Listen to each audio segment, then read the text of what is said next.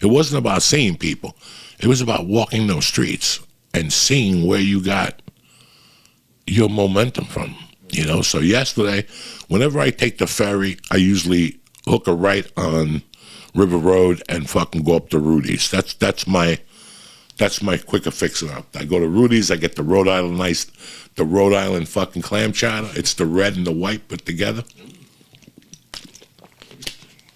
And then I get like a salad or something, or a half order fried calamari with the fucking crispy shrimp well done. And I ride home. It's about a 55-minute ride home. But yesterday, I put the fucking thing on in the car to see how long it would take me to Rudy's. It was like a half hour. It was already 2:30. That means by the time I got to Rudy's, it would be 3 o'clock. And then by the time I order and get out of there at 4, I wouldn't get down here till 5:15, 5:20. And I had the Florentine crime family threw a little bash for myself and Erica, just like a little dinner at their restaurant in Neptune. So I wanted to make that. I thought about going to fucking Rudy's gig last night. My apologies. I know a lot of you guys went to see Quiet Riot up there in NJ Pack and Englewood.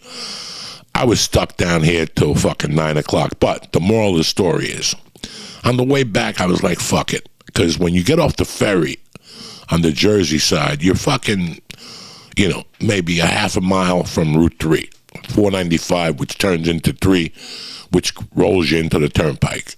So I was like, you know what? I think I'm going to go that route, but I'm still fucking hungry. I'm fucking hungry, you know?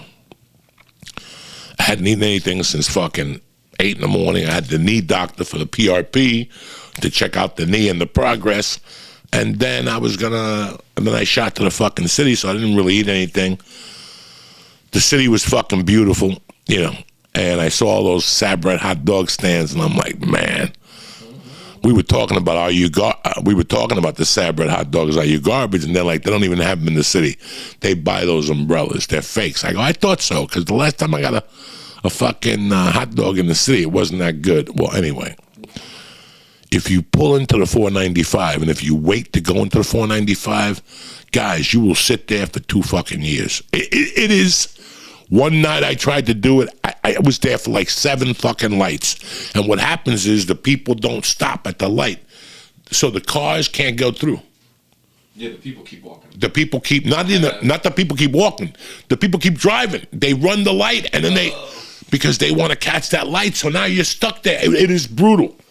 So last week I said, fuck this. I'm not doing this again. And I took the outside lane, which takes you right into Union City. All right, now, if you've ever been to this part of the country, when you get off the Lincoln Tunnel, where the Sopranos woke up this morning, when it goes around, you're in Jersey. When you turn, you got 2 fucking options. You can either go into Hoboken or you go into Weehawken, all right? Or you go to Union City. Those are the first fucking things you see when you land in Jersey. If you go up the hill and you look at Union City, it looks like an old rustic town. I mean, the post office is still there from before when I was a kid. And they have like these viaducts where people from Route 3 come into the city. So you're driving over them, basically. They're under you. When I was a kid, I would go to those things and throw pennies off there at the fucking, please forgive me. Because my mother's bar was right down. Oh, my God. Every day, me and my buddies, Nunzio, a bunch of us, would throw pennies at the car. We fucking run like little idiots that we were. So the other day, I was like, I'm fucking starving, and I could really go for a hot dog. But I don't think that hot dog guy is there anymore. Dog, my mother closed that bar in 1978. And her bar was on 29th and Bergen Line, and on 30th and Bergen Line, around the corner, was a fucking hot dog man that had been there for a long time. He took numbers, as a matter of fact. He was like an illegal bookie there. I think he was Spanish. I don't fucking know. You know, I don't remember.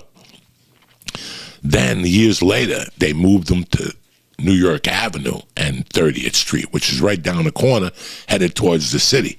And there's a U-turn you can hit that lands you right there. And I'm at that light, and I look, and I saw the hot dog man was there. Now, he's been there at that fucking spot since I got to be maybe 20. And he sells steak on a stick. He's not an Arab guy. He's a Spanish guy. He sells steak on a stick, fucking thick pieces of beef, and he puts Frank's hot sauce on that motherfucker with 2 pieces of Italian bread. And he has the best hot dog, Sabret, all the way. Dog, I'm tempted to getting back in the fucking car today and going up there later on. That's how good the fucking steak on a stick was.